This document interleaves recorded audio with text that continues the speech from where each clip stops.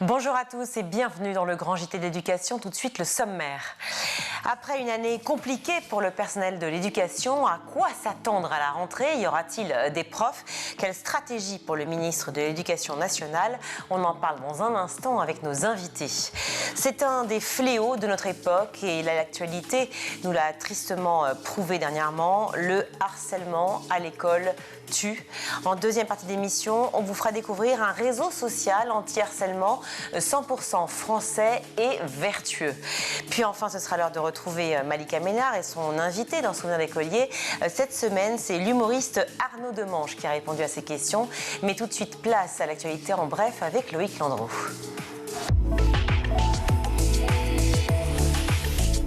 Loïc, bonjour. Bonsoir Virginie et bonsoir à tous. On commence avec une information pour le moins préoccupante. De plus en plus d'enseignants quittent l'éducation nationale. C'est ce que nous apprend un rapport de la Commission des finances du Sénat.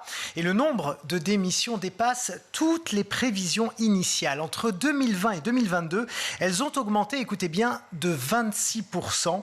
L'année dernière, ce sont près de 40 000 enseignants qui ont quitté leurs fonctions. Et parallèlement, vous le savez, les concours n'ont pas du tout permis de pallier ces départs. Plus de 15% des postes n'ont pas été pourvus, tous degrés confondus pour cette rentrée 2023.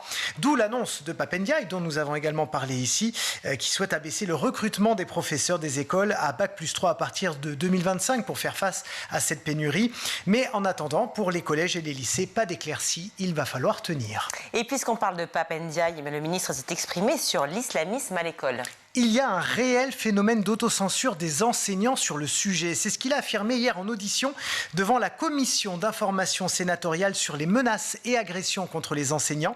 Pape Ndiaye a reconnu une augmentation des atteintes au principe de laïcité avec parfois des menaces et des agressions. Et il faut savoir qu'elles ont quand même été multipliées par 2,7 en 5 ans. Mais il précise que cette hausse peut être liée aussi à une culture du signalement encouragée par le ministère. Selon lui, les chefs d'établissement ont bien compris que les signalements ne sont pas un aveu de faiblesse. Quant aux enseignants, il rappelle qu'ils n'ont pas à courber la tête ou à plier les chines. L'institution leur doit protection et il ne saurait y avoir d'omerta. Pape Ndiaye qui en a profité également pour annoncer la systématisation des procédures disciplinaires. J'ai évoqué le projet de décret actuellement soumis au Conseil d'État qui rendra obligatoire la mise en place d'une procédure disciplinaire en cas d'atteinte aux valeurs de la République. Là encore, il s'agit de renforcer la légitimité des équipes et de montrer la détermination de l'institution. Je crois beaucoup, mesdames et messieurs les sénateurs, messieurs les présidents, dans la formation des personnels, et nous avons, en référence à l'enquête récente de l'IFOP, encore à faire, mais cette enquête montre aussi que les professeurs formés se sentent plus légitimes, plus outillés, pour aborder les parties des programmes qui peuvent faire l'objet de contestations. Retour sur les émeutes qui ont secoué la France ces derniers jours. La soirée d'hier a été plus calme, 16 interpellations, 8 bâtiments incendiés ou dégradés et 78 incendies de véhicules. Depuis le 30 juin, 990 personnes ont été déférées devant la justice et 380 ont été incarcérées. Mais ce matin, Valérie Pécresse demande d'aller encore plus loin. Elle était l'invitée d'RTL. Écoutez. Il faut baisser la majorité pénale à 16 ans. Aujourd'hui, nous avons des délinquants de plus en plus jeunes. Qu'est-ce qui se passe dans les quartiers qui ont brûlé? Eh bien, on a vu des adultes, des jeunes majeurs, qui téléguidaient des jeunes, de plus en plus jeunes, parce qu'ils savent qu'il y a une impunité de ces mômes. Donc il faut absolument qu'on ait une réponse plus forte là-dessus. J'ajoute qu'il faut responsabiliser les familles, parce que maintenant, ça suffit. La responsabilité des familles est engagée. Si votre fils fait une bêtise, monsieur Calvi, eh bien vous devrez payer pour lui. Alors aujourd'hui, il faut responsabiliser toutes les familles, y compris sur les allocations familiales, mais y compris aussi sur le logement social. Parce que moi je demande que les maires qui n'en peuvent plus puissent prononcer par arrêté, puissent demander par arrêté l'expulsion d'une famille dont les enfants mettent le souk dans le quartier et troublent l'ordre public. Et elle n'est pas la seule, évidemment, à demander des sanctions exemplaires et importantes. Mais du côté du gouvernement, l'heure est plutôt à l'apaisement et à la retenue. On va écouter Bruno Le Maire, le ministre de l'économie, invité d'RMC ce matin. Rien n'est si simple que cela. Et je ne veux surtout pas que dans la précipitation, nous prenions des mesures dont l'effet serait contraire à ce qui est recherché. Prenez les allocations familiales. Vous avez une femme seule, elle a 4 enfants, l'aîné a 16 ans, il a pillé. Les 3 derniers sont exemplaires à l'école. Vous avez 2 filles, un garçon, ils sont exemplaires à l'école, ils travaillent bien, ils se donnent du mal, ils font leurs devoirs le soir dans des conditions pas toujours évidentes. Est-ce que c'est une bonne idée de lui supprimer les allocations familiales parce que celui de 16 ans s'est mal comporté? Je ne sais pas. Il y a peut-être des solutions qui sont plus efficaces. En tout cas, je veux qu'il n'y ait aucune ambiguïté. Oui, il faut engager la responsabilité des parents, mais faisons-le de manière efficace. Et sur ce sujet, de nombreux observateurs pensent que l'investissement dans l'éducation est la priorité justement pour sortir de cette crise. Et je vous propose de découvrir les mots forts d'Alimata Fofana. Elle est écrivaine et surtout ancienne éducatrice à la protection judiciaire de la jeunesse d'Evry, c'est en région parisienne.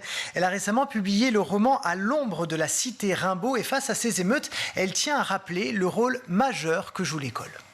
Le seul moyen de s'en sortir, c'est l'école. Même si ça va pas, même s'il y a des choses qui ne vont pas, d'accord.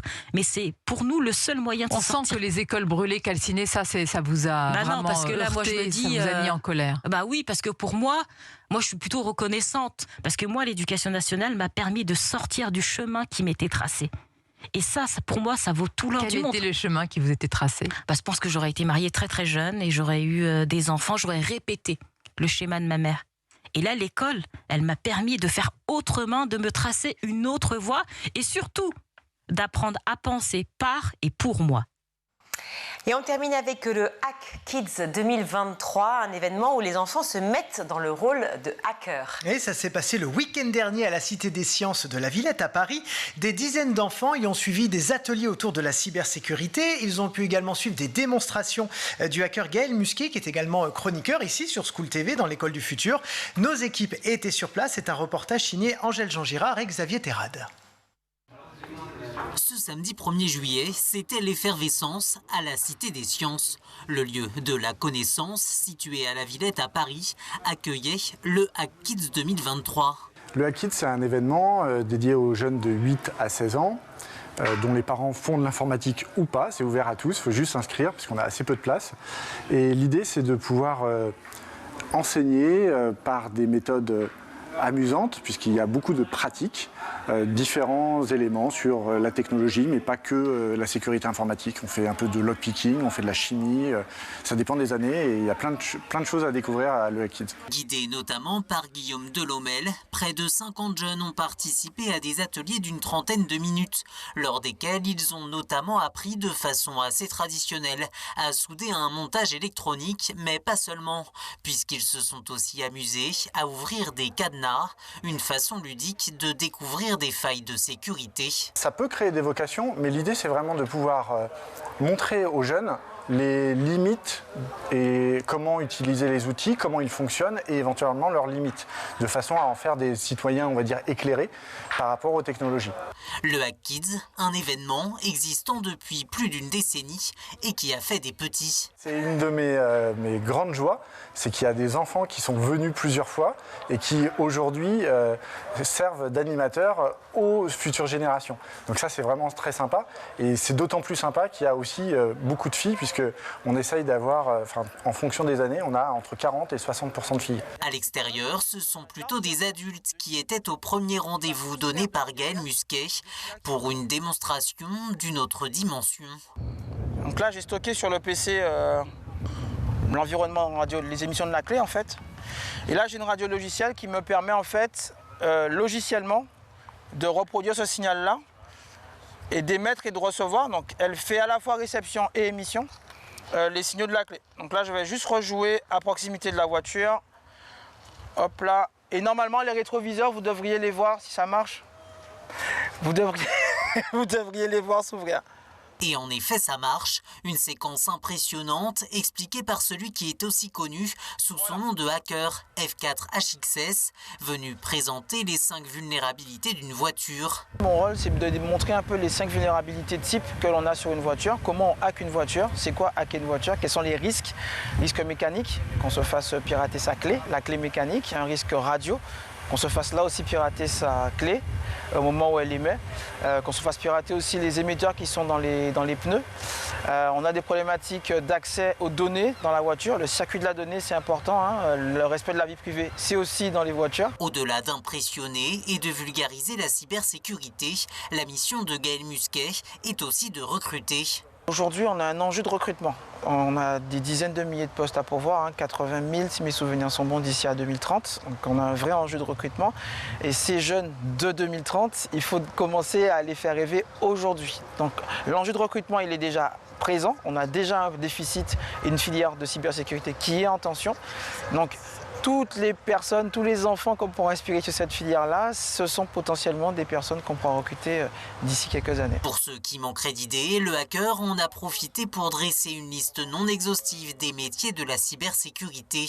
Il y en a pour tout le monde, qu'on a plusieurs dizaines de métiers en cybersécurité, de la partie légale, juridique, à l'architecture, en passant par la crypto.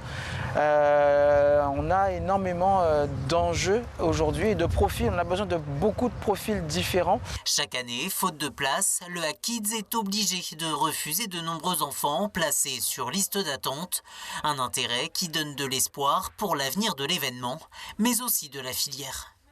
Merci Loïc pour ces informations. On vous retrouve évidemment demain pour un nouveau JT et aussi pour une chronique. Oui, alors ce sera ma dernière de la saison. J'ai voulu que ce soit très feel good. Je vais vous montrer des vidéos de TikTok qui finalement témoignent que dans l'éducation nationale, il se passe des choses super. Il y a notamment des profs qui viennent d'avoir leurs résultats et qui deviennent professeurs des écoles et qui sont émus aux larmes. Il y a des professeurs qui partent à la retraite et pour lesquels les élèves ont préparé des fêtes. Et ils ont même des t-shirts, vous verrez tout ça demain. Il se passe des trucs chouettes, en vrai. Mais bien sûr, et il faut le dire, il faut le répéter. Et on est là pour justement mettre tout ça en exergue. Merci mille fois, cher Loïc. Alors, on le disait, fin de l'année scolaire, donc l'heure est au bilan après une année compliquée pour le personnel de l'éducation. Eh bien, à quoi s'attendre pour la rentrée? On en parle avec Yannick Trigance et Norman Gourrier. Pour en parler, je suis ravie d'accueillir à nouveau sur ce plateau Yannick Trigance. Bonjour. Bonjour. Merci d'être là. Vraiment, nous sommes ravis de vous recevoir à chaque fois. C'est toujours un plaisir, un honneur. Vous êtes secrétaire national du Parti socialiste. Également, un autre habitué de notre plateau, c'est Norman Gourrier. Bonjour. Bonjour. Merci Norman, merci de tout cœur aussi d'être avec nous. Vous êtes secrétaire général du SNCL. Alors la fin de l'année, c'est toujours l'occasion de faire un bilan, voilà, de pouvoir voir et passer en revue tout ce qui s'est passé, en tout cas ou presque, parce qu'on a peu de temps. Au mois de juillet l'année dernière, on était très inquiets de la situation. Juin 2022, juillet 2022, on se disait est-ce qu'il y aura des profs à la rentrée? Il n'y a pas eu de profs à la rentrée, en tout cas pas assez. On a fait appel à des contractuels, on le sait, on en a reparlé. Quelle est la situation aujourd'hui? Très clairement, selon vous, Yannick Trigance? J'ai envie de caractériser l'année scolaire qui se termine par trois mots. Le premier mot, c'est déception. Parce que finalement, lorsque Pape Ndiaye est arrivé, nommé entre la présidentielle et la législative quand même, par le président de la République, pour essayer de s'attirer quelque part l'intérêt des enseignants, il avait une forme de crédit quelque part, Pape Ndiaye. D'abord parce qu'il succédait à Jean-Michel Blanquer, c'était pas compliqué d'avoir un peu de crédit quand on arrivait après Jean-Michel Blanquer. Et puis c'était surtout la question, je l'avais écrit d'ailleurs dans une tribune, est-ce qu'il allait poursuivre la politique d'Emmanuel Macron? Est-ce qu'il allait l'infléchir ou est-ce qu'il allait rompre avec? Déception parce que la réalité, et aujourd'hui encore nous le voyons, c'est que finalement il a poursuivi la politique néolibérale d'Emmanuel Macron et de Jean-Michel Blanquer. Mais n'est-ce pas un peu logique pour un ministre finalement face à son président? Il a été quand même assez rapidement dépossédé des choses. Regardez, lorsqu'on se souvient du discours devant les recteurs à la rentrée, c'était la première fois qu'un président de la République venait faire un discours à la place du ministre sur la question des annonces à Marseille. C'est Emmanuel Macron qui les fait. Sur la question du lycée professionnel, c'est Macron qui les fait. Récemment, sur la question du harcèlement, la maman de la jeune victime rencontre d'abord le ministre, elle est déçue, et derrière, le lendemain, elle rencontre l'épouse du président de la République. Oui, et elle ressort, elle est satisfaite. C'est ce qui ressort, c'est la superpuissance, effectivement, du président de la République. Premier élément, déception. Et l'omniprésence. Deuxième élément, c'est le reniement. La deuxième caractéristique, à mon avis, c'est le reniement. Reniement sur la question de la revalorisation, on en reparlera peut-être. Reniement sur la question des remplacements, vous venez à juste titre de le dire. Reniement sur la question de la mixité sociale et scolaire. Eh bien justement, on va parler de ces 3 sujets précisément dans cette émission, et puis évidemment de plein d'autres, puisque c'est la discussion, les échanges qui nous amènent à ces sujets-là. Mais je veux revenir là-dessus, évidemment, avec vous, Norman Gourrier, votre sentiment. Donc on est effectivement à la fin de l'année scolaire, les vacances sont maintenant. Inquiétude ou pas pour cette rentrée 2023? Pour la rentrée prochaine, oui, simplement par les chiffres. On a encore 1500 postes supprimés à la rentrée et 350 postes qui ne sont pas prévus au concours, faute de candidats ayant obtenu une moyenne suffisante pour obtenir les concours de l'enseignement. Ça veut dire presque 4000 enseignants qui vont manquer à la rentrée pour tenir à peu près un encadrement équivalent à ce qui était celui de cette année. Un ministre qui n'apporte pas de réponse directement. Je suis d'accord avec Yannick qui précise que celui-ci a été dépossédé des questions et des responsabilités. Le président de la République, tout au long de cette année scolaire écoulée, a voulu prendre la main, surtout sur des sujets qu'il pensait pouvoir flatter l'électorat et lui permettre de reconstituer un peu son image. Et puis parfois, comme on le connaît, avec des déclarations un peu impromptues qui sont souvent révélatrices de préjugés, des préjugés qui, on pouvait espérer, n'auraient plus cours en 2023, mais qui apparemment sont encore bien ancrés dans l'esprit du président de la République, tels que trop de vacances en France, les enfants pas assez présents, les enseignants qui ne travaillent pas assez, etc. Donc c'est toujours la même rengaine, c'est particulièrement lassant et on a peu d'espoir de la part de ce ministre qui va continuer d'être en poste, de voir autre chose que des annonces. Et derrière, par contre, il y a des problèmes pratiques, des problèmes techniques, parce qu'on déclare des choses, on promet des choses à l'opinion publique et aux familles. Après, il faut les traduire dans les faits, et on se rend compte que le ministère ne prépare pas les annonces, qu'elles soient présidentielles ou ministérielles. On annonce des choses, mais derrière, dans les faits, ça coince. Je vous donne quelques exemples. Étendre l'accueil des enfants jusqu'à 18h en REP+, le dire en juin pour septembre, quand on sait le nombre de mois qu'il faut pour organiser ne serait-ce que du ramassage scolaire, pour trouver les chauffeurs de bus, c'est vraiment une négation même de la réalité, du fonctionnement, de pouvoir penser qu'on peut faire ça en 2 mois, et tout particulièrement en juillet-août. Le renforcement français-mathématiques qu'avait annoncé M. Pap Ndiaye aussi, pour répondre à la demande des familles, et là encore pour un affichage, montrer qu'on va renforcer les fondamentaux dans l'école, eh bien ça n'est toujours pas construit pour la rentrée. Les enseignants n'ont pas de cadre pédagogique, il n'y a pas de contenu pour ces heures, et on s'attend à ce qu'ils doivent tout simplement improviser. Les collègues qui prendront en charge ces heures ne seront pas tous professeurs de français et de mathématiques, puisqu'on commence à distribuer ces heures à qui peut les faire, et donc ça tombe sur le professeur de technologie, sur le professeur de toute autre discipline que le français et les mathématiques. Donc on voit bien qu'on est complètement dans l'improvisation totale et que ça continue tout le temps. Là, vous venez, Norman Gourrier, d'énumérer effectivement toutes les thématiques dont on va parler au cours de cette émission, parce qu'il faut qu'on puisse les préciser, les détailler et comprendre à quel point effectivement la situation est instable. En tout cas, panique beaucoup d'enseignants et aussi beaucoup de parents. Je voudrais juste revenir sur l'aspect politique. Lorsque vous dites l'omniprésence effectivement du président de la République et donc l'absence entre guillemets, ou réelle d'ailleurs, de Pap Ndiaye et du ministre de l'Éducation, est-ce que vous pensez, Norman Gourrier, qu'il pourrait peut-être y avoir un changement tout simplement de poste, un changement de ministre à la rentrée? Personnellement, je n'y crois pas.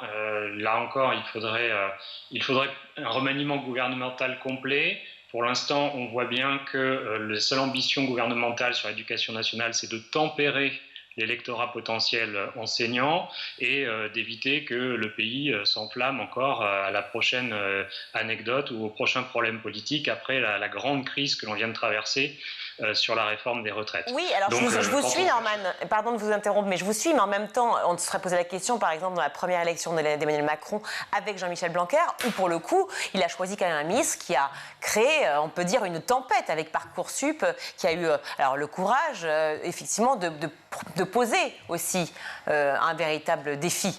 Non, mais vous avez tout à fait raison. La différence qu'il y a, c'est que Jean-Michel Blanquer, on était prévenu. Il avait écrit des livres avant l'élection présidentielle, dans lequel il exposait sa conception de l'école. Et je pense même d'ailleurs que si François Fillon avait gagné, Blanquer aurait été ministre de François Fillon. Mais Macron a gagné, il a été ministre de Macron. Mais j'ai envie de dire qu'aujourd'hui, je pense qu'il ne s'agit pas, ou plus, d'une question de personne, mais de politique éducative. Et que quel que soit là où le ministre de l'Éducation, je pense que Emmanuel Macron déroule, si je puis dire, une politique néolibérale qui démantèle le service public d'enseignement et que cela continuera. Je pense que Pape Ndiaye avait une volonté, sans doute, c'était sur la mixité sociale et scolaire. Oui, mais alors, je pense qu'au fond de lui-même, il avait envie. Mais que s'est-il passé? D'ailleurs, regardez, Emmanuel Macron ne s'est jamais exprimé sur la question de la mixité sociale. Il a évoqué les inégalités sociales. Il les a évoquées plusieurs fois. Je parle de la mixité sociale. De la mixité sociale. Parce que je pense que d'abord, c'est un sujet qui ne l'intéresse absolument pas, y compris quand on regarde son parcours personnel d'un point de vue scolaire. Mais il a laissé le ministre, finalement, se dépatouiller. Pourquoi? Parce qu'on l'a vu. Pape Ndiaye a été pris d'un côté par la gauche qui l'attendait en lui disant, parce qu'il avait annoncé des choses, mais de l'autre côté, les Ciotti, Retailleau, les députés de droite et une partie des députés de Renaissance ne voulaient pas de cette mixité sociale et scolaire. Et donc il a été, si je puis dire, coincé entre ces deux pôles-là et qu'au bout du compte, c'est l'enseignement privé qui a gagné la partie, puisque finalement, il n'y a aucune contrainte, ou quasiment aucune contrainte, pour un service quand même de l'enseignement privé qui est financé à hauteur de 73% sur des deniers publics et qui n'a aucune obligation ni aucune contrainte. Ça veut dire quoi? Ça veut dire qu'en fait, la stratégie d'Emmanuel Macron, c'est de maintenir un ministre en poste qui ne fait pas trop de vagues et qui est là et qui continue finalement d'appliquer ce que le président lui demande? Oui, je pense que Emmanuel Macron, dans tous les cas de figure, souhaite aller au bout. D'ailleurs, il était à Marseille il y a quelques jours, notamment sur la question de l'école. Il a une conception très américaine du système éducatif et donc il veut aller au bout de ce démantèlement pour une école qui ne soit pas une école de la coopération, mais une école de la compétition, de la concurrence, et c'est ce qu'il veut mettre le temps qu'il sera là. Parlons-en justement des annonces faites par Emmanuel Macron à Marseille, vous les évoquiez, elles sont nombreuses effectivement, Norman Gourrier. Tout d'abord, celle qui concorde avec le moment, on est au mois de juillet, forcément on parle des rythmes scolaires. Emmanuel Macron a repensé l'idée de raccourcir effectivement l'été, le temps des vacances scolaires, et de repenser ce rythme. Alors bon, dans l'idée, on peut tous se dire pourquoi pas, effectivement c'est un peu long, c'est un peu lourd, etc. Mais on se pose tous cette même question. Avec quel argent et comment? Et je vous la pose donc, Norman Gourrier. Alors avec quel argent? Il faut bien avouer que si on observe les précédents, ce sera sans doute à moyen constant. Parce il n'a jamais s'agi de remettre plus d'argent dans l'éducation nationale, contrairement à ce qu'on dit. Il a au maximum s'agi de sanctuariser un budget malgré un nombre grandissant d'enfants, ce qui constitue bien une baisse de budget global pour l'éducation nationale par enfant. Donc il faut bien imaginer qu'ici, il ne sera pas question de mettre plus d'argent non plus. L'organisationnel, c'est très Ah Norman, on vous a perdu. Compliqué, oui, voilà. En relation avec l'ensemble des agents qui interviennent. Ah. Non, ça y est, on vous entend, je vous en prie. Et donc, l'autre question, ce sont les personnels qui vont devoir qui devraient prendre en charge les élèves sur ce temps. On peut parler de professeurs qui parfois seraient volontaires, mais dans ce cas-là, on a un exemple sous les yeux assez édifiant. C'est le peu de professeurs qui sont volontaires sur le nouveau pacte proposé par Emmanuel Macron. On voit bien que les enseignants sont déjà proches du burn-out sur une multiplication des tâches, un emploi du temps qui n'est pas extensible, même en leur proposant une gratification financière en échange de missions complémentaires dans le cadre du pacte. Le ministère peine à trouver des volontaires, donc il sera encore plus difficile d'imaginer en trouver sur l'été. Alors, bien sûr, nous, au SNCL, on n'est pas complètement opposés à certains aménagements, mais ils doivent être pensés dans l'ensemble du cycle. Par exemple, on peut s'interroger sur les élèves de terminale, dont on a besoin de connaître plus rapidement, à cause de Parcoursup, un certain nombre de résultats, et qui, à l'inverse, ont des mois de fin de parcours un peu vides. Donc, on peut réfléchir effectivement à faire reprendre un peu plus tôt les élèves de terminale. Mais vous voyez, ce sont des choses réfléchies, circonstanciées, construites par rapport à la logique de l'année scolaire, pas comme ça une décision unilatérale qui est basée juste sur un préjugé, on a trop de vacances en France. Non, les enfants français ont beaucoup d'écoles, certes elles sont condensées sur des périodes un peu plus courtes et il y a une densification des vacances de classe sur l'été, mais ce n'est pas un modèle qui est si éloigné en moyenne de ce qui se pratique chez nos voisins européens. La problématique dont parle Norman Gourrier, effectivement, qui est celle évidemment des profs qui ne seront pas forcément présents devant les classes. Déjà, il va manquer de professeurs à la rentrée. Et puis ce pacte, et donc cette augmentation qui a été promise, d'abord en janvier, puis finalement qui ont été repoussées, puis finalement annoncées, avec une augmentation certes par rapport à l'inflation, mais enfin l'inflation est tellement forte que finalement on se pose la question de savoir si c'est une augmentation ou pas, et des heures sup qui sont considérées comme une augmentation, mais qui sont juste des heures qui sont payées parce qu'elles sont supplémentaires. Donc les profs hurlent, forcément. Quel est votre sentiment par rapport à ça, Yannick Trigance? Est-ce que, pour vous, les professeurs vont se dire, finalement, ce mantra, travailler plus pour gagner plus, pourquoi pas? Ça peut nous motiver. Écoutez, moi je ne sais pas ce que vont faire les enseignants, j'en ai rencontré depuis, certains vont effectivement faire des heures supplémentaires, d'autres non. Ce que j'observe, c'est qu'une fois de plus, on fait passer dans l'inconscient de l'opinion publique que les enseignants auraient encore du temps pour travailler. On a quand même des enseignants qui, parmi les pays de l'OCDE, font le plus d'heures, d'ailleurs, avec les effectifs les plus élevés et pour les salaires les plus faibles. Ouais. Donc on a quand même des enseignants qui sont largement désavantagés et on continue à laisser penser qu'ils auraient du temps pour faire autre chose. Et surtout, c'est effectivement le travailler plus pour gagner plus. Je pense que c'est une profonde marque de mépris à l'endroit des enseignants. Ça déstabilise les équipes éducatives. Moi, j'ai rencontré il n'y a pas longtemps des enseignants en Seine-Saint-Denis où, lorsque certains vont devoir partir pour justement, dans le cadre du pacte, les autres pourront plus se réunir tous ensemble. Enfin bref, ça va poser un certain nombre de difficultés. Et ce que je voudrais dire par rapport à cela, une fois de plus, c'est que la légitimité eût été, comme d'ailleurs la promesse en avait été faite. C'était une promesse présidentielle. 10% pour tout le monde immédiatement, sans aucune mission supplémentaire. Promesse reniée. Et donc c'est de cela dont il s'agit. C'est aujourd'hui, il faut reconnaître nos enseignants, la place qu'elle a leur au cœur de notre projet de société, et ça passe inévitablement et très légitimement par la question de la revalorisation. En 1981, c'était 2,2 SMIC, le salaire de départ. Aujourd'hui, on est à 1,2 SMIC. Ouais. Et vous venez d'évoquer la question du pouvoir d'achat. Donc, si on veut recruter des enseignants, Bac plus 5 quand même. Bac plus 5, vous commencez à 1 300 €. Mais qui veut aujourd'hui rentrer dans l'éducation nationale sans formation initiale, payer 1 300 € dans des classes qui sont surchargées? Qui veut faire ça aujourd'hui? Effectivement, dans une situation, en plus, une société qui est très compliquée à vivre aujourd'hui pour tout le monde. On le sait, hein, le pouvoir d'achat, évidemment, est en baisse et touche tout le monde. Donc les professeurs, on peut comprendre leur inquiétude. Norman Gourrier, on le savait, je sais que vous devez filer, que vous avez un rendez-vous très important. Mais merci de nous avoir octroyé du temps et d'avoir été avec nous sur le Grand JT. Je rappelle que vous êtes le secrétaire général du SNCL. On vous retrouvera, j'espère, très vite sur ce plateau du Grand JT. On va prendre quelques vacances aussi, et vous aussi, j'espère, des vacances méritées. Mais on se retrouve en septembre pour faire un point général. Je crois qu'on aura beaucoup de choses à se raconter.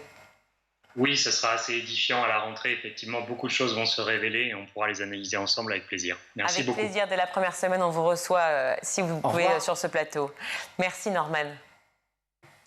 Yannick Trigance, j'ai la chance de vous garder sur ce plateau pour continuer à évoquer justement les autres annonces faites par Emmanuel Macron à Marseille, parce qu'elles sont fort intéressantes. Elles racontent aussi cette société d'aujourd'hui. Emmanuel Macron parle de l'obligation pour les élèves de rester à l'école de 9h à 18h, car, je cite, c'est là où l'inégalité se crée, c'est en dehors de l'école.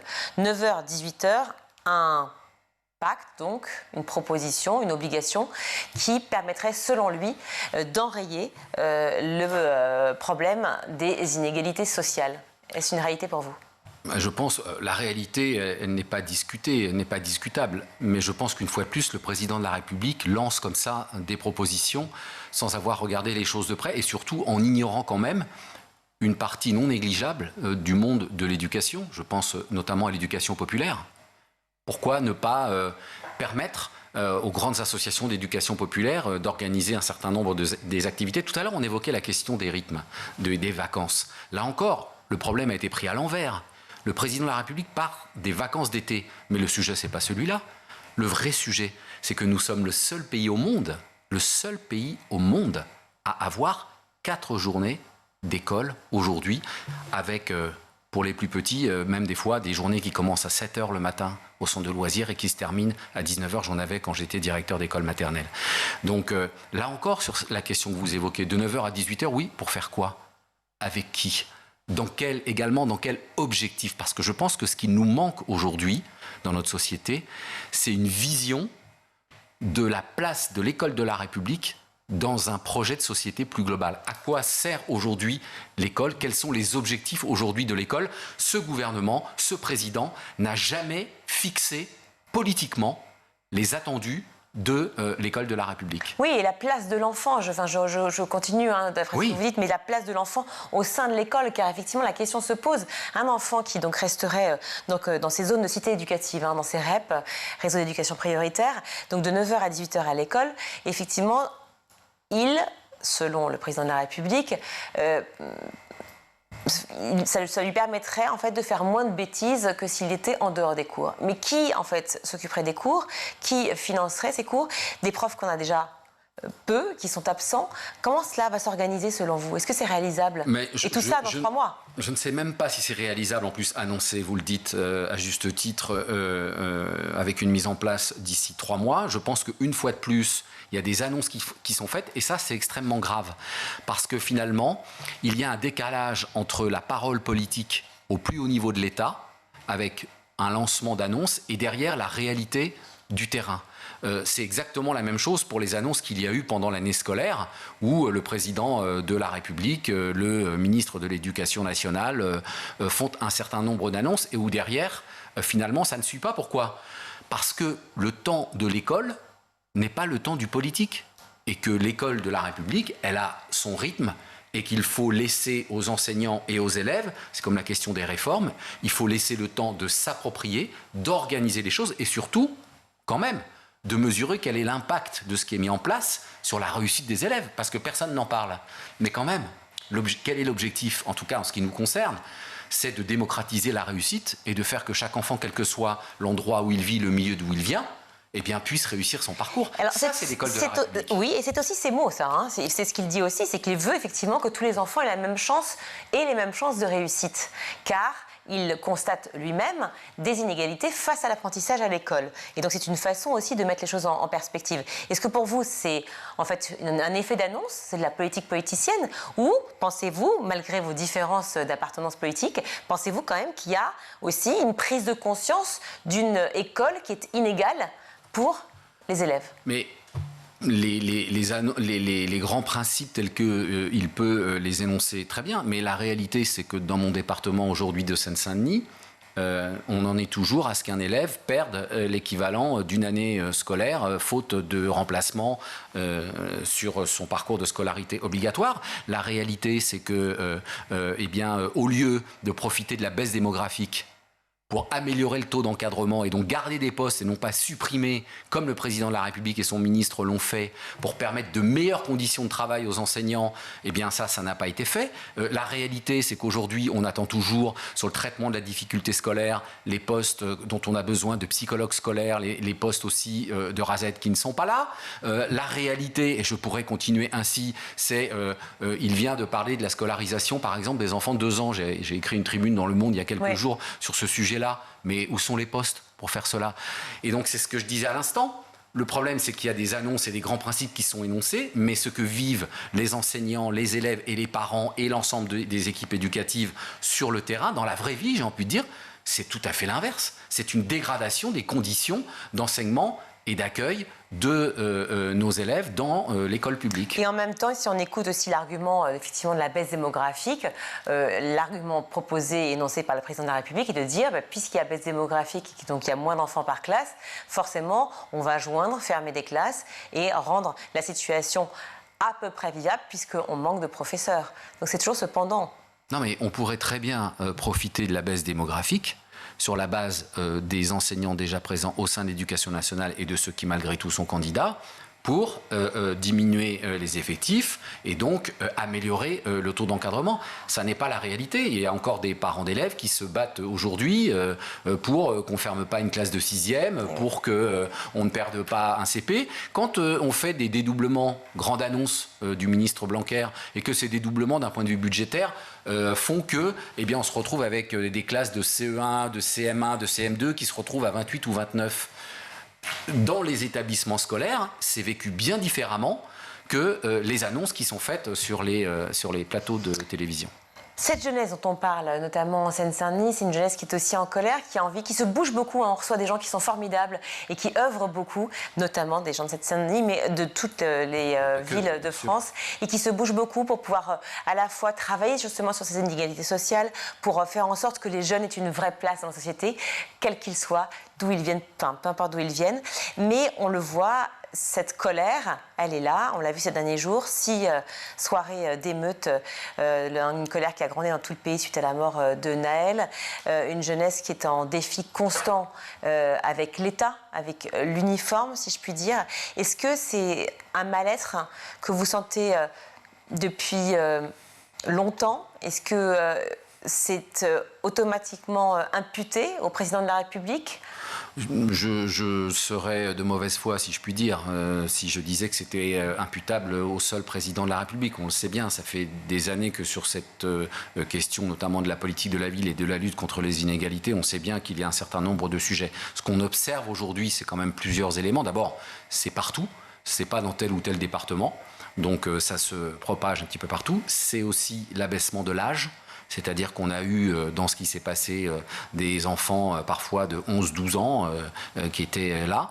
C'est aussi, vous l'avez dit avec raison, sur des équipements publics. Il y a quand même eu 260 écoles qui ont été abîmés. Donc 243, je crois, oui. 243, oui. Oui, c'est ça. C'était de toute façon un chiffre beaucoup trop important. Voilà. Quoi qu'il arrive. Du coup, ça interpelle, bien évidemment. Parce que détruire une école dans laquelle on a son petit frère ou sa petite sœur, on se demande bien. Et donc ça traduit effectivement un malaise de notre jeunesse, à la fois dans la relation à la police, qui est un sujet en tant que tel, mais il faut aussi qu'on le dise. Moi je le dis tel quel, ça choquera peut-être, mais aujourd'hui, dans notre pays, sont installés des ghettos de riches et des ghettos de pauvres. Et là, on touche à la question de la mixité sociale. Quelle société on veut pour demain? Est-ce qu'on veut une société dans laquelle on a des enfants de milieux différents qui vont grandir sur les mêmes bancs de l'école? Ou alors est-ce qu'on veut une société de la partition avec des enfants qui ne seront jamais ensemble, qui ne grandiront jamais ensemble? C'est un vrai choix de société. On n'a plus que 20 secondes, mais je voudrais vous faire réagir évidemment à Olivier Faure, qui a réagi aussi, qui a pris la parole plus précisément pour dénoncer ces comportements, ces écoles qui ont été saccagées, pillées ou brûlées, de ces émeutes, et qui se dit en désaccord profond avec l'appel à la désobéissance de Jean-Luc Mélenchon. Oui, et c'est tout à l'honneur d'Olivier Faure et plus généralement des socialistes que de dire qu'il faut raison garder et qu'il faut à la fois que la justice soit faite sur ce drame qui est un véritable drame avec le décès d'un jeune homme et qu'en même temps, on a besoin d'apaisement, on a besoin de sérénité et on a besoin de ciment de notre République et qu'il appartient à chacune et à chacun de contribuer à l'apaisement. C'est ce qu'a voulu dire et c'est ce qu'a dit d'ailleurs à juste titre Olivier Faure. Ces mêmes enfants qui porteront certainement le drapeau français lors des JO ou lors de la Coupe du Monde. Donc il faut peut-être aussi effectivement travailler là-dessus et en parler tous ensemble sur ces plateaux. Merci beaucoup d'être avec nous, d'avoir été avec nous. Je ne veux pas vous quitter finalement, Annick Tregance. Merci d'avoir été avec nous sur le Grand JT de l'Éducation. C'est toujours un plaisir de vous recevoir, secrétaire national du Parti Socialiste. On se retrouve, j'espère, bientôt. Oui. Septembre, les sénateurs. Évidemment, septembre, un point aussi sur l'actualité de la rentrée à l'école, mais de manière générale sur la société. J'espère qu'on vous reviendra. Merci mille fois. Reviendrai. Merci à vous en tout cas. Merci mille fois d'avoir été là. On marque une courte pause, on se retrouve.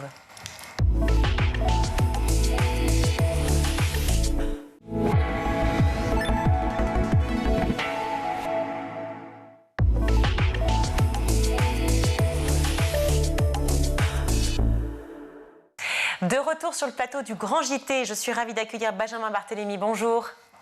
Bonjour. Merci d'être avec nous. On est ravis de vous accueillir sur ce plateau. Vous êtes le fondateur de Netsoon Technologies. Netsoon, c'est avec 3 O. Netsoon Technologies, c'est une société à impact. Et le mot n'est pas galvaudé. C'est une société qui œuvre pour résoudre les problèmes sociétaux, environnementaux, économiques. Tout cela grâce à la technologie. Et on va comprendre à quel point vous êtes engagé justement sur tous ces sujets qui sont très importants. Aujourd'hui, vous avez créé un réseau social anti-harcèlement. La raison, c'était quoi? C'était que, évidemment, vous, vu une actualité brûlante, urgente, dramatique, vous vous êtes dit il faut absolument qu'on soit sur cette réalité-là, sur ce marché. En fait, l'idée vient depuis plusieurs années, plus de 5 ans.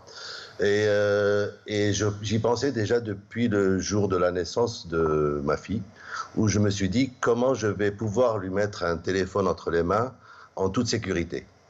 Et puis l'actualité m'a donné raison, nous a donné raison à tous ces dernières années avec tout ce qui se passe et toute la violence qui n'arrête pas de croître sur les réseaux sociaux.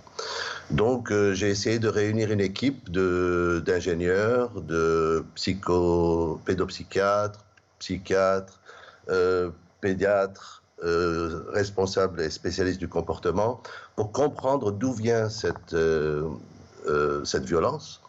Et comment on peut essayer de la résoudre et de modérer toute cette violence qui apparaît sur les réseaux sociaux et qui n'arrête pas de croître ces jours-ci. On a beaucoup d'exemples aujourd'hui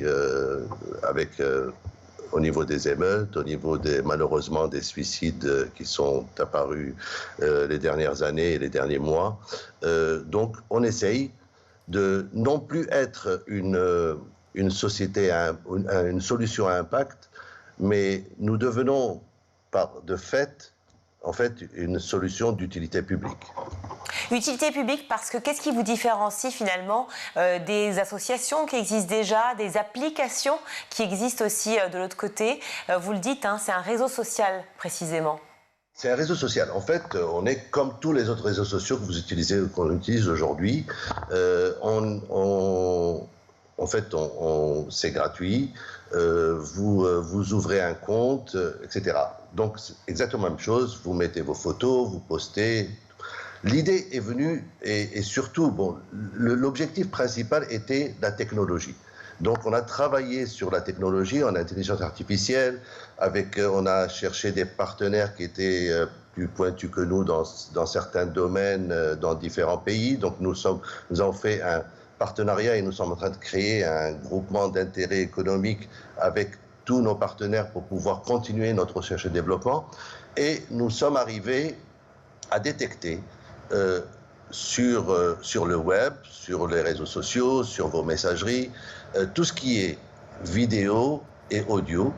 On a des partenaires niçois d'ailleurs qui font de la détection sur de la messagerie.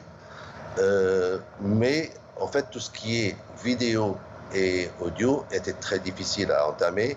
Nous y sommes arrivés et heureusement aujourd'hui, nous sommes la technologie la plus performante au monde. Notre premier concurrent est un grand moteur de recherche qui détecte toute violence en 5 minutes. Les réseaux sociaux aujourd'hui laissent le buzz se faire et puis après détection le retire au plus tôt 2 heures après, au plus tard 48 heures après. Nous, en fait, nous détectons cette violence qu'on a déterminée en 0,7 secondes exactement. Donc, ce qui nous permet, en fait, de retirer ce post avant qu'il ne soit posté et avant qu'il ne fasse le buzz. Donc, en fait, le but, c'est de couper l'herbe sous le pied à tous ces gens qui veulent devenir des stars des réseaux sociaux via la violence. Pour bien comprendre, Benjamin Barthélémy, vous retirez par exemple ces posts violents avant même presque qu'ils puissent être édités, mais uniquement sur le réseau social Netsoon ou alors sur tous les réseaux sociaux que l'on peut connaître par ailleurs. Quel est votre impact en fait, vous? C'est une très bonne question et merci de la poser parce que c'est ce qui nous a poussé à créer notre propre réseau social. Bien sûr, on peut le retirer sur tous les réseaux sociaux, mais il faut que les autres réseaux sociaux nous laissent accéder à leurs informations, à leurs data ou à donner ce qu'on appelle des API pour pouvoir les mettre. La France et l'Union européenne a fait des réglementations et je félicite tout le monde pour cela, c'est très bien. Le problème, c'est que l'impact de ces réglementations sur les réseaux sociaux actuels est très mineur. Ils payent les amendes, mais ne veulent pas changer. Pourquoi? Parce que le buzz, c'est leur moyen et leur plus grande source de revenus. Nous, voyant que ça ne bougeait pas de ce côté-là, on s'est dit, il faut une alternative française, européenne, donc c'est pour ça qu'on crée notre propre réseau social, et puis devenir une référence et obliger par cela, par résultat, que les autres réseaux sociaux s'alignent sur notre réglementation. Le problème, c'est qu'ils ne veulent pas s'aligner sur cette réglementation, c'est des semblants de modération, mais qui ne sont pas réellement. Donc, la première chose qu'on ait faite avant toute la technologie, c'est de travailler sur la technologie d'identification. Pourquoi? Parce que l'anonymat, c'est le plus grand sentiment d'impunité des gens qui utilisent la violence sur les réseaux sociaux. Donc, sur notre réseau social, il n'y a pas d'anonymat. On va repérer, on va savoir qui est derrière chaque compte. On a notre système de détection qui détecte tout ce qui est Photoshop, tout ce qui est fausse pièce d'identité, tout ce qui est etc. Et nous arrivons à enregistrer la personne. Benjamin Barthélémy, juste une parenthèse. Quand vous dites vous savez qui est derrière la personne, c'est-à-dire que vous, c'est-à-dire créateur du réseau social, ou tous ceux qui participent à ce réseau, qui s'inscrivent, connaissent l'identité effectivement des personnes qui l'utilisent? Non, vous pouvez utiliser un pseudo. D'accord. Mais au moment de vous enregistrer, oui, on fait une identification comme quand vous ouvrez un compte bancaire sur une fintech. Donc, en fait, vous avez une identification faciale, pièce d'identité, etc. Donc, on sait finalement qui est derrière ce compte. Mais alors, quid, effectivement, la question se pose, de la liberté d'expression, de pouvoir aussi s'exprimer comme on le fait sur les réseaux sociaux, ce qui fait aussi notre attrait, il ne faut pas le cacher. Alors, on y a pensé, on veut surtout pas se positionner en tant que régulateur ou en tant que donneur de leçons. Donc, nous, loin de là, ce que nous faisons, en fait, c'est que au moment d'ajuster vos paramètres, lorsque vous enregistrez sur le réseau social, vous allez décider vous-même du niveau ou du degré de violence que vous allez accepter. Donc, vous pouvez laisser le filtre complètement libre, donc ça veut dire que vous acceptez tout. Vous n'acceptez pas les insultes, vous n'acceptez pas d'autres formes de violence, vous n'acceptez pas d'images de violence ou de tuerie, etc. Donc, en fait, c'est vous qui allez devenir votre propre régulateur. L'avantage qu'il y a, c'est que, adossé à ce réseau social, nous avons créé le réseau social junior. Ce réseau social junior, c'est en conformité à la réglementation et à la nouvelle loi française, c'est une autorisation automatique des parents pour les enfants de moins de 15 ans pour pouvoir ouvrir un compte sur le réseau social. Deuxièmement, vous allez gérer les violences que vous acceptez ou pas par rapport à vos enfants, donc c'est vous qui le décidez. Et puis, si l'enfant reçoit à des insultes ou à aussi des vidéos pornographiques, etc., donc, et c'est votre souhait, donc nous les retirons. Et le parent, bien sûr, le parent n'a pas accès au contenu de son enfant, donc le parent reçoit une notification comme quoi son enfant, par exemple, subit du cyberharcèlement. Et là, on engendre une discussion entre le parent et l'enfant, parce que la plus grande source de problèmes par rapport à ça, c'est l'isolement. Et oui, c'est la solitude, l'isolement, effectivement, que connaissent beaucoup d'enfants, et peu importe l'âge d'ailleurs, qu'ils soient petits ou plus grands, la situation est très compliquée à gérer, aussi bien pour eux que pour les parents qui sont complètement perdus. Vous l'avez dit, donc effectivement, c'est valable pour les juniors, mais aussi, vous avez développé une technologie pour détecter les violences domestiques. Et c'est là où ça devient absolument incroyable, votre projet, car finalement, c'est toute la famille qui est confrontée à une violence qui peut être très différente, à la fois chez soi et en dehors de la maison. une chose de plus. Oui. Les réseaux sociaux actuels utilisent de la technologie persuasive. Nous utilisons la technologie humaine et nous avons fait une inversion d'algorithme. C'est-à-dire que on va en permanence, au lieu, par exemple, vous, si on sait que vous êtes de mauvaise humeur, vous aimez manger du chocolat, eh bien, au lieu de vous envoyer des publicités de chocolat, on va vous dire, tiens, ça fait longtemps que vous n'avez pas appelé votre meilleur ami. Donc, en fonction de ça, ça change le concept du réseau en lui-même. Donc, je suis parti sur une autre explication, mais si vous voulez bien me rappeler encore la question. Non, mais je vous en prie, c'est parce qu'en fait, je développais toujours l'idée que vous avez eue, enfin, c'est plutôt, je parlais du développement, l'idée que vous aviez eue par rapport aux violences domestiques. C'est pour ça que j'allais venir à ça. Donc, sur notre application, vous avez un bouton SOS déjà. Ça, c'est avant le... Vous avez un bouton SOS. SOS pour l'enfant, en cas de problème, d'accident. Appelez la police, appelez les parents, harcèlement,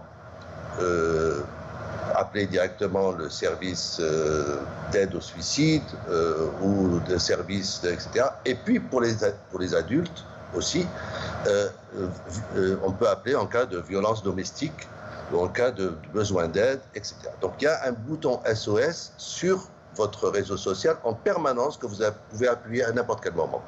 Maintenant, il y a 2 technologies supplémentaires que nous avons développées. Une qu'on a terminée, c'est la détection de tous les réseaux, profils, images et sites pédopornographiques.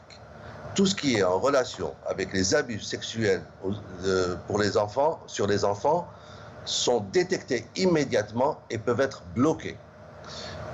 Ça, c'est une technologie que nous avons développée avec notre partenaire israélien. Cette technologie est en cours d'agrément par le Homeland Security aux États-Unis et nous voulons l'intégrer sur notre réseau social. On n'a plus beaucoup de temps, justement, Benjamin Barthélémy, donc juste aller au fait pour la deuxième... La deuxième, c'est dans 2 mois, nous allons pouvoir détecter toute violence domestique et toute violence vis-à-vis des animaux. Voilà, je vais...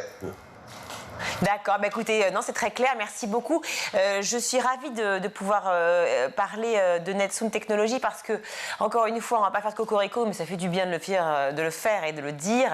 J'allais dire FIR, mais ça ne marche pas, c'est pas français. 100% français, 100% vertueux, un réseau social anti-harcèlement que vous avez développé et mis en place, Benjamin Barthélémy, et qui s'appelle donc Netsoon Technologies. Netsoon, N-E-T-S-O-O-O-N, 3 O, ne pas se tromper. Merci beaucoup d'avoir été avec nous et allez voir ce qu'il fait effectivement sur les réseaux parce que ça parle aussi bien technologie, donc EdTech, que protection, implication, engagement sociétal et autres. Merci 1000 fois d'avoir été avec nous. Merci beaucoup à vous. Au revoir. Allez, cette semaine, enfin comme chaque semaine et comme chaque jour d'ailleurs, on retrouve Malika Ménard dans son air régulier. Cette semaine, son invité est l'humoriste Arnaud Demanche. Est-ce que tu avais une matière préférée ? L'histoire géo, j'étais pas mauvais. Et le français, j'aimais bien. Mais je me distinguais surtout par les trucs que j'aimais pas, moi. Et c'était quoi, alors ? Maths, physique, biologie, c'était terrifiant. Ça marche pas du tout ici, les matières scientifiques. Non, mais hallucinant. Moi, j'ai commencé la physique en 4e.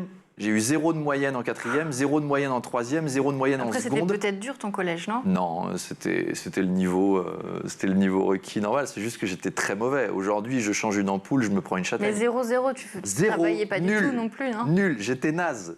Alors que tu étais geek en plus. Ouais, mais j'étais très mauvais. C'est un truc qui m'a résisté pendant longtemps et j'ai même séché les 3 derniers cours de physique sans qu'on me dise rien. C'était très rare dans un collège privé catholique. Parce qu'ils savaient que ça allait rien changer. Oui, c'est ça, ils savaient que ça allait rien changer. Que si j'avais 0,5, c'était le maximum que ce que je pouvais avoir. Donc non, mais je me défendais dans les matières littéraires par contre. Ça allait. Ça, t'avais des bonnes notes ? Je me suis dépatouillé en tout cas. J'ai eu des notes injustes au bac, mais... Pourquoi ? Parce que, alors je parlais pas un mot d'allemand. Et j'ai eu 18 en allemand au bac. Ouais. Parce qu'en fait, j'arrive dans le truc où on passe l'examen, il est 9h, et il y en a 3 qui sont passés avant moi. Moi, j'attends depuis une demi-heure. Donc, j'entends les passages des autres. Et le premier, j'entends « Ah, c'est pas vrai !» Et il sort en chialant. Le deuxième, j'entends « Putain, mais vous êtes tous nuls !» Et il sort en chialant. Et le troisième, j'entends « Mais c'est une catastrophe, ça va pas être ça toute la journée !» Et je rentre là-dedans en me disant « Je vais me faire massacrer, quoi. » Et le gars, il me reçoit, il me fait bonjour. Je fais Guten Tag, ich bin. Non, mais c'est bon. Vous voulez faire quoi dans la vie? Moi, je vais faire du dessin l'année prochaine, je vais être artiste. Il me dit ok, vous n'avez pas besoin de parler allemand? Non. D'accord. Et alors le dessin, alors pourquoi machin? Et j'ai pas parlé un mot d'allemand. Non, j'ai pas parlé un mot d'allemand pendant mon oral d'allemand parce qu'il en avait marre. Et du coup, il m'a collé 18 alors que j'ai pas parlé un mot d'allemand. Voilà. Et donc tu le dis, tu voulais dessiner avant. Là, t'es humoriste, mais avant tu voulais dessiner, c'est ça ton. Je voulais faire auteur de BD. D'accord. Et parce que j'aimais bien écrire des trucs marrants, mais j'aimais bien dessiner aussi. Et puis, dans la BD, il y a un problème. On ne gagne pas d'argent et c'est très long à faire. Et donc, je me suis dit, au bout d'un moment, je vais avoir faim. Et donc, je me suis dit, enlève le dessin, fais juste les textes, ça ira plus vite. Et là, j'ai commencé à écrire des blagues. Donc, en fait, tu n'as jamais fait aucun autre métier, ni étudié aucun autre métier? Non, alors j'ai étudié le graphisme et la pub. J'ai été très brièvement illustrateur pour Babar Magazine. J'ai fait 3 semaines de dessin pour Babar Magazine. J'ai été un peu maquettiste pour les journaux que tu trouves dans les avions. Tu sais, les trucs de luxe où on te dit d'acheter des montres à 50 000 balles. Et toi, tu dois écrire des petits textes pour dire « Ah putain, cette montre est formidable » et tout. Alors qu'évidemment, tu l'as jamais vue. Et puis après, j'ai voulu me faire embaucher dans une boîte de pub. Et pour ça, j'ai décidé de faire parler de moi, qu'ils entendent un peu parler de moi. Et là, j'ai fait mon premier coup de buzz. Je me suis fait passer pour Jacques Chirac sur Internet. D'accord. Donc j'ai usurpé l'identité présidentielle en achetant les noms de domaine qui n'étaient pas déposés à l'époque, qui étaient jacqueschirac.com, .org, .fr et tout. Et puis là, je me suis fait passer pour Chirac. Ça a amusé Canal+, qui m'a dit « Tu sais écrire des trucs marrants, viens chez nous ». Et j'ai commencé comme ça. C'est quand même une belle perf, quand même. Ouais. C'est comme ça que tu es devenu humoriste, en fait? C'est comme ça que je suis devenu humoriste. Parce qu'il n'y a pas de formation pour devenir humoriste? Non, il n'y a pas vraiment d'études pour ça. Tu peux faire du théâtre, ça t'apprendra à être comédien, mais l'humour, ça se développe avant, ça se développe dans la cour de récré. Avec ce que tu lis, avec les vannes que tu te fais entre potes. Et puis c'est ce que je disais tout à l'heure, c'est de la défense et de la séduction, c'est des trucs que tu apprends petit, ça. C'est déjà la fin de ce numéro, on se retrouve demain, toujours en compagnie d'Arnaud Demange, pour la suite de Souvenirs d'écolier. Merci Malika et à demain. Tout de suite, c'est le meilleur de School TV avec le Zap. Chief Bullshit Officer. Si je vous dis que Léon, c'est cadre en entreprise, que chaque jour, il vit de merveilleuses aventures au bureau, bien évidemment, entre délire mégalo de son boss, visioconférence qui tourne mal, parfois très mal d'ailleurs même, excès de jargon californien, mais qu'il doit manager une équipe composée absolument de collaborateurs et collaboratrices fantastiques, Seb, qui est un petit reflant, Sandy, qui est geek sur les bords, et Lambert, qui lui veut absolument tout réussir pour sa boîte et dans la vie, qui est tellement à fond que parfois il se laisse un petit peu dépasser par les événements. On a même affaire à une intelligence artificielle dans ce tome 2.0, qui n'est pas toujours très intelligente en l'occurrence. Pas très maligne. C'est littéralement mordant, c'est cynique et ça nous fait beaucoup rire. D'où vous est venue cette idée, cette envie d'égratigner le monde du bureau? Moi, ça fait 10 ans que je suis dessinateur de presse, spécialisé sur le monde de l'entreprise, sur la vie de bureau essentiellement. Parce que c'est ce que j'ai connu auparavant. J'ai travaillé pendant une douzaine d'années en tant que consultant pour des grands groupes, pour des banques, pour des administrations, des ministères, etc. Et donc j'avais envie de raconter ça dans du dessin humoristique, dans de la BD. C'est ce que j'ai fait dans ces bandes dessinées. Donc c'est des expériences un petit peu personnels qui sont racontés, ou en tout cas des témoignages. Oui, parce que j'allais dire, ça sent le vécu quand, oui. quand on se plonge encore une fois dans les BD. Vous croquez les absurdités du monde du travail, vous allez mettre le doigt sur la nécessité de s'emparer du bien-être des salariés. Arnaud, notamment, c'est un de vos credos aujourd'hui. On reparle, sans vraiment employer ce mot qui peut être parfois barbare, de l'expérience collaborateur. On voit vraiment ce fameux Léon, qui est le manager de la boîte, qui part en plein burn-out. Et aussi cette génération Z, cette Gen Z, ces 18-34 ans, 24 ans, qui débarquent dans le monde des entreprises, qui veulent littéralement chambouler du sol au plafond, mais qui parfois ne savent pas bien dire bonjour à la dame, quoi, en gros. Oui, complètement. Et dans le tome 2, Léon s'accueille même un stagiaire de 3e et il lui fait faire le plan stratégique de résilience de l'entreprise. Baptiste, tu les prends à quel âge, toi ? J'ai déjà eu une élève qui avait 2 ans et demi. Oh. Eh oui. Ah ouais. Et à 2 ans et demi, tu lui fais faire quoi? Et on a surfé dans les toutes petites vagues au bord, en sécurité. Et ça s'est très bien passé, elle s'est mise debout. Mais c'est incroyable. Et on a un certain instinct, justement, quand tu nous files une planche comme ça à 2 ans, 3 ans, et on va naturellement peut-être essayer de se mettre debout. Comment ça se passe aussi jeune? Au départ, ça se passe, on explique bien les choses calmement et avec les bons mots pour les enfants. Et ils finissent par comprendre d'eux-mêmes qu'il faut se mettre debout sur la planche et on les accompagne jusqu'au bout et ça se passe très bien. Et vu qu'en général, ils sont tout petits, ils ont un centre de gravité très bas et du coup, c'est très facile pour eux de se mettre debout. À cet âge-là, en plus, j'imagine qu'il n'y a pas d'appréhension, il n'y a pas de peur, il n'y a pas de peur, on ne voit pas forcément le danger, non? Ça dépend des personnes. Après, il va y avoir des enfants qui vont être un peu plus réticents et les parents qui vont un peu plus les amener, mais en général, ils finissent tous par s'amuser et c'est tellement bien le surf qu'ils finissent finalement tous par se mettre debout et à prendre des super vagues. Irina. Oui, Baptiste, il y a notamment des règles éthiques dans le surf, notamment le drop-in. Qu'est-ce que c'est et à quel âge ça s'apprend les règles? Alors, au début, quand on apprend le surf dans les vagues au bord, on va apprendre le surf plutôt dans les mousses. Et il ne va pas y avoir forcément de règles de priorité, ce dont tu parles, mais plutôt des règles de sécurité qui consistent à bien regarder à ce qu'il n'y ait personne devant avant de prendre une vague. Les règles de priorité vont venir quand les surfeurs vont progresser et commencer à aller évoluer dans des vagues au large. Vous avez scruté les documents de la Fédération internationale de Scrabble francophone. Exactement. Alors en fait, la Fédération internationale de Scrabble francophone a publié dans un communiqué une information qui est cruciale. Elle a décidé de bannir 64 mots du dictionnaire officiel du Scrabble. Donc des mots qui étaient là avant. Exactement. Et pourquoi alors? Eh bien, les origines, elles sont éthiques. Les mots sont jugés misogynes, homophobes, racistes. D'accord. Exemple? C'est là où je rigole beaucoup. Hein? Mais vous allez dire des gros mots à la télé? Oui, alors on va rester soft, hein, Emmanuel. Pas tant que ça, je sais ce qui arrive. Alors, interdiction d'utiliser le mot Bosch. Bon, c'est vrai que c'était pas gentil pour les Allemands. Voilà, Asiate. Non, bah, pas très gentil non plus. Tarlouse. Oui, pas gentil. On monte crescendo quand même. Hein. Goudou. Ouais, non, c'est pas bien non plus ça. Le mot poufias. Oui, ça, non, je rigole. Non, pas gentil du tout non plus. Voilà. Donc c'est pas bien. Et alors tous les mots en... Oui. Non, mais j'ai rien à dire. Non, non, je sais pas, je vous ai senti réagir. Et alors les mots en lop aussi, mais ça on va pas les prononcer. Oui, on arrive à un niveau de gros mots qu'on dit pas à l'antenne. Voilà, l'objectif, Emmanuel, donc c'est d'être plus inclusif. C'est ça. Et l'entreprise Mattel, qui est le propriétaire du jeu, explique que le choix des mots, en fait, comme dans la vraie vie, est important. Donc les mots ont le pouvoir de renforcer, d'encourager, d'honorer, mais aussi peuvent être utilisés pour affaiblir, décourager ou manquer de respect. Et on met pas de ça dans le Scrabble. Ce sont des changements qui, officiellement, on a le droit de les mettre en œuvre dès maintenant. Mais ensuite, dans le règlement international du Scrabble, ça prendra effet le 1er janvier 2024. S'ils interdisent des mots, ils en autorisent d'autres peut-être aussi. Oui, il y a près de 750 nouveaux mots qui vont faire leur apparition. Ah bah c'est beaucoup mieux que 64 interdits, ça, ouais. Voilà. Donc maintenant, vous aurez le droit d'utiliser le mot woke. D'accord. D'où le wokisme. 10 pour les troubles 10. Des YS. Voilà. Kiff. Ça, c'est les jeunes, ils utilisent ça, le kiff. Ou wesh. Wesh. Voilà. Et donc, apparemment, le mot wesh avec un C, ça c'est validé, mais là, c'est avec un S qui est aussi validé, du coup. Génial. Vous kiffez, Emmanuel? Ah, mais je kiffe, wesh. Ouais. On parle d'éducation et c'est clair. Enfin, moi, ça fait 1 an et demi que je rencontre le ministère de l'Éducation. Il me dit, effectivement, il y a un truc à faire dans le bien-être, c'est catastrophique.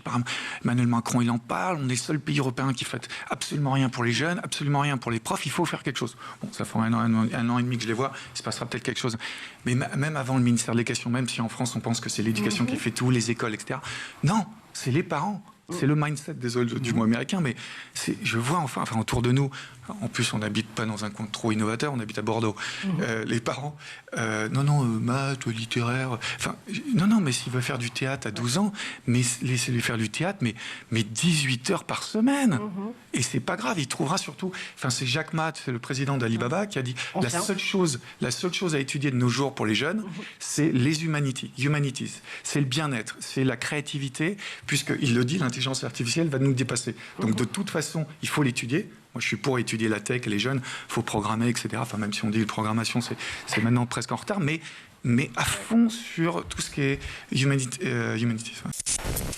Est-ce que tu as le sentiment que les structures sont adaptées en France, toi qui étais champion d'Europe et champion du monde de junior? Tu as le sentiment d'avoir été à bien accompagné justement pendant ta carrière? Ouais, j'ai eu énormément de chance. Il y avait de super structures à La Réunion qui étaient en relation avec mon collège.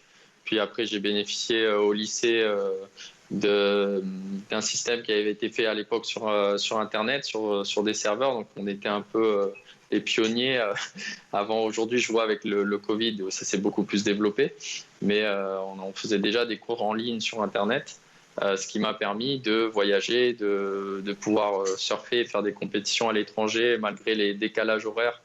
Où, par exemple, en Australie, je travaillais de 18h le soir à minuit pour être en décalage avec La Réunion. Donc, j'ai pu bénéficier de tous ces avantages-là. Donc, je pense que j'ai été très bien accompagné pour réussir.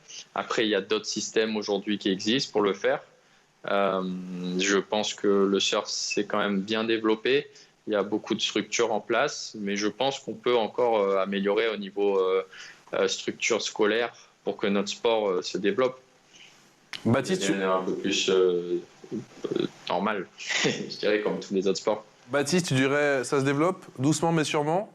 C'est suffisant, ça va dans le bon sens, mais c'est ça va peut-être pas assez vite au niveau des structures. Moi, je pense que ça se développe dans le bon sens, mais ça reste un sport où tout le monde n'est pas forcément proche de l'océan pour pratiquer, et du coup, c'est pas forcément facile d'accompagner certaines personnes. Nous, par exemple, les gens sont un peu obligés de venir en vacances pour essayer le surf, mais toutes les collèges et structures, je pense, qui sont aux alentours, ont déjà essayé le surf. Hein, donc oui, ça va dans le bon sens, je dirais.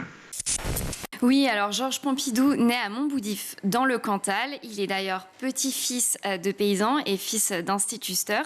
Son père est professeur d'espagnol à Albi, ville dans laquelle Georges effectue toutes ses études jusqu'au bac. Élève brillant, il entre en prépa lettres au lycée Louis le Grand, c'est à Paris, puis l'école normale supérieure. Et visiblement, il suit finalement le même chemin que ses parents. Oui, tout à fait, Emmanuel. En fait, il est reçu premier à l'agrégation de lettres. Il devient d'ailleurs professeur d'abord dans un lycée à Marseille, puis en classe préparatoire au lycée Henri IV à Paris, lycée prestigieux. C'est aussi un homme donc de lettres, un homme qui aime l'art et la littérature. Il publie l'anthologie de la poésie française parue en 1974. C'est d'ailleurs un livre vraiment incontournable sur la poésie qui met en lumière les plus beaux vers de la langue française et de l'histoire de la poésie. Le tout sélectionné par Georges Pompidou soi-même, bien avant qu'il fasse de la politique. Un homme de lettres qui devient Premier ministre puis Président de la République. Alors à quel moment bascule-t-il dans la politique ? Eh bien en fait, lors de ses années prépa, il fait une rencontre décisive avec René Brouillet, donc ça deviendra un de ses amis.